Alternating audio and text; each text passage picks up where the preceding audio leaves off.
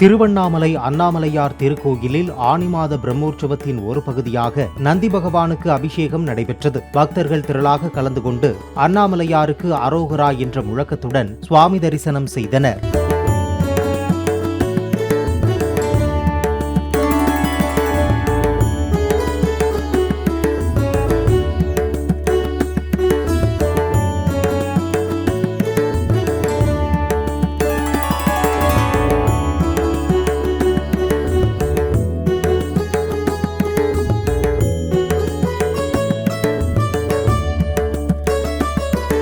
Play store மற்றும் app ஸ்டோரில் இருந்து பாலிமர் செயலியை QR கோடு மூலம் பதிவிறக்கம் செய்யுங்கள்.